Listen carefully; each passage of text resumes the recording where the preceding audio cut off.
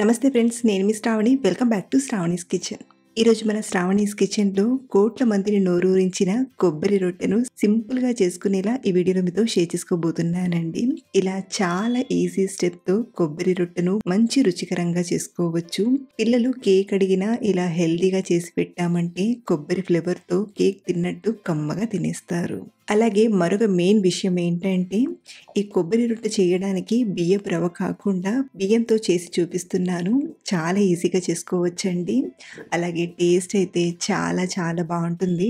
డెఫినెట్గా ట్రై చేయండి, ప్రతి ఒక్కరూ ఇష్టపడతారు. మరి ఈ కొబ్బరి రొట్టె చేయడానికి ముందుగా రైస్ని తీసుకోండి.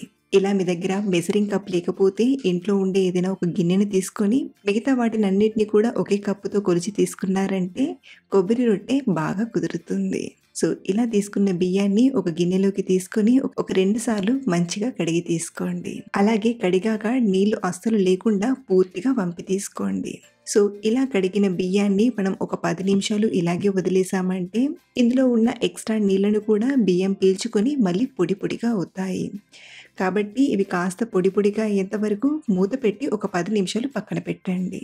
ఈలోగా పచ్చి కొబ్బరిని తీసుకొని ముక్కలుగా కోసి తీసుకోండి. ఇక్కడ నేను బ్రౌన్ పార్ట్ని తీసేయలేదు. మీరు కావాలంటే బ్రౌన్ పార్ట్ని తీసేసి ఇలా 1 కప్పు వరకు తీసుకోండి. ఇప్పుడు వీటిని మిక్సీ గిన్నెలోకి తీసుకొని మెత్తగా గ్రైండ్ చేయండి.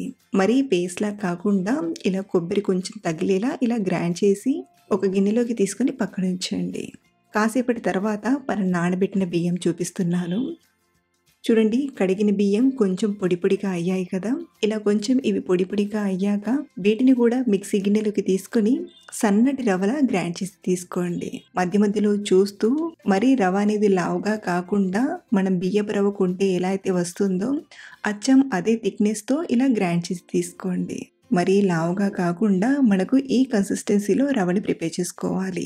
మీరు ఇలా కాకుండా ఇంట్లో బియ్యపు రవ్వ ఉంది అని అనుకుంటే దాన్నైనా వాడుకోవచ్చు, లేదా బయటకున్న బియ్యపు రవ్వనైనా వాడుకోవచ్చు. సో ఇప్పుడు ఈ గ్రైండ్ చేసిన బియ్యపు రవ్వను రెడీగా పక్కన పెట్టి స్టవ్ ఆన్ చేసి కడాయిలోకి 1 కప్పు బెల్లం తీసుకోండి. స్వీట్ కొంచెం తక్కువగా తినేవారు 1 టేబుల్ స్పూన్ అంత బెల్లం తగ్గించైనా తీసుకోవచ్చు. ఇందులోనే ఒక 2 కప్పుల నీళ్ళను తీసుకోండి. అలాగే గ్రైండ్ చేసిన పచ్చి కొబ్బరి తురుమును కూడా తీసుకోండి. వీటితో పాటే ఇందులోకి ఒక 10 నిమిషాలు ముందుగా నానబెట్టిన 1-2 టేబుల్ స్పూన్ల పచ్చి శనగపప్పును తీసుకోండి. ఇందులో పచ్చి శనగపప్పు రుచి చాలా బాగా అనిపిస్తుంది. తినేటప్పుడు మధ్య మధ్యలో తలుగుతూ రుచిగా అనిపిస్తుంది. సో ఇలా తీసుకున్న వీటిని ఒకసారి బాగా కలిపి ఉడికించండి. మరి ఎక్కువసేపు ఉడికించాల్సిన పని కూడా ఉండదండి.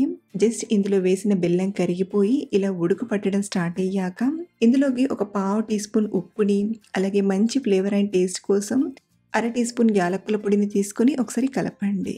ఇప్పుడు మంటను లో ఫ్లేమ్లో పెట్టి మనం గ్రైండ్ చేసి పెట్టిన బియ్యపు రవ్వను తీసుకొని కలపండి. ఇలా కలిపేటప్పుడు మంటను తక్కువగా పెట్టి కలిపామంటే చాలా ఈజీగా త్వరగా కలుపుకోవచ్చు. ఇలా ఒకసారి కలిపాక ఇందులోకి మంచి ఫ్లేవర్ అండ్ టేస్ట్ కోసం 1-2 టీ స్పూన్ల నెయ్యిని తీసుకోండి. ఈ కొబ్బరి రొట్టెలో నెయ్యి ఫ్లేవర్ అనేది ఎక్స్ట్రా టేస్ట్ని ఇస్తుంది. ఇలా ఒకసారి బాగా కలిపాక మనకు కన్సిస్టెన్సీ అనేది ఇలా ఉండాలి. మరీ పల్చగా ఉన్నా ఉడికించడానికి టైం పడుతుంది కాబట్టి ఇలా కొంచెం గట్టిపడేంత వరకు ఉడికించి ఈ ప్యాన్ని పక్కకు తీసుకోండి. ఇప్పుడు కొబ్బరి రొట్టె చేయడానికి ఇలా కొంచెం వెడల్పుగా ఫ్లాట్గా ఉండే ప్యాన్ని తీసుకోండి. ఇక్కడ నేను కొబ్బరి రొట్టెని ఫ్రై చేయడానికి స్టీల్ ప్యాన్లో చేస్తున్నాను. స్టీల్ ప్యాన్లో అయితే కొంచెం స్టిక్ అయ్యే ఛాన్స్ ఉంటుంది. మీరు కావాలంటే నాన్ స్టిక్ అయినా లేదా ఐరన్ ప్యాన్ అయినా వాడచ్చు.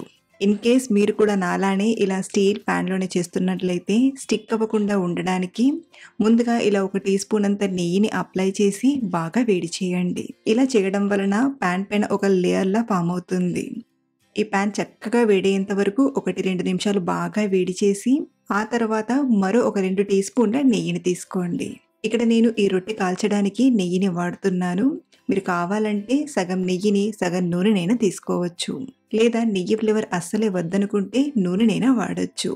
ఇప్పుడు ఇందులోకి మనం ఉడకబెట్టిన కొబ్బరి రొట్టె పిండిని మొత్తం తీసుకోండి. ఇక్కడ మనం చేసిన క్వాంటిటీకి 1 రెట్ట వరకు వస్తుంది.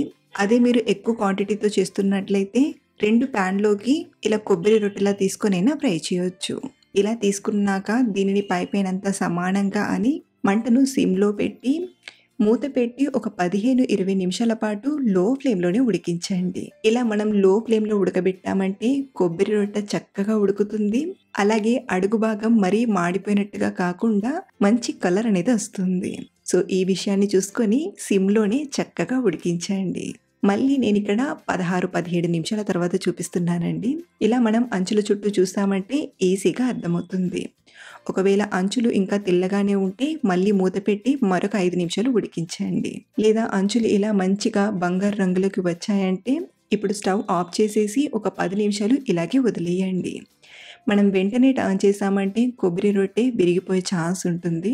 కాబట్టి ఇలా ఒక పక్కన ఫ్రై అయ్యాక కొంచెం చల్లారనిచ్చి ఆ తర్వాత మరో పక్కకి టర్న్ చేసుకుందాం.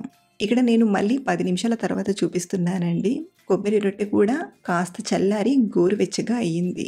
ఇప్పుడు దీన్ని ముందుగా పాన్ అంచుల చుట్టూ విడదీసి మరో పక్కకి టర్న్ చేసుకుందాం. ఇలా అట్లకాడతో స్లోగా తీసి దీనిపైన ఒక ప్లేట్‌ని పెట్టి ఇలా ఉల్టాగా అని తీసుకోండి. చూడండి చక్కగా ఫ్రై అయ్యి మంచి కలర్‌లోకి వచ్చింది కదా! ఇప్పుడు దీన్ని మరో పక్కకి టర్న్ చేయడానికి ముందుగా పాన్‌లోకి మరో 1, 2 టీ స్పూన్ల నెయ్యిని తీసుకోండి. ఇప్పుడు ఇందులోకి రొట్టెను మరో పక్కకి తీసుకోండి. ఇప్పుడు మరో పక్కన మంటను లో ఫ్లేమ్‌లో కాకుండా మీడియం ఫ్లేమ్‌లో పెట్టి ఒక 5 నిమిషాలు ఫ్రై చేశారంటే సరిపోతుంది. 5 నిమిషాల తర్వాత స్లోగా ఇలా లేపి చూడండి. కింది భాగం కొంచెం కలర్ వచ్చిందంటే చక్కగా ఉడికిపోయినట్లే. మరి మనం మళ్ళీ టర్న్ చేయాల్సిన అవసరం లేదు. దీన్ని వేడి వేడిగా సర్వ్ చేసుకుందాం. ఇలా మనం ఆరోగ్యకరమైన కొబ్బరి రొట్టెను చాలా సింపుల్‌గా చేసుకోవచ్చు. మీరు కూడా నేను చెప్పినట్టుగా ఇలా ఓసారి ట్రై చేసి చూడండి. చాలా బాగా ఇష్టపడతారు. అలాగే మీరు ట్రై చేశాక మీకెలా వచ్చిందో కింద కామెంట్‌లో చెప్పడం మర్చిపోవద్దు. మరిన్ని టేస్టీ అండ్ సింపుల్ రెసిపీస్ కోసం మన ఛానల్‌ని ఫాలో అవ్వండి. Thank you for watching.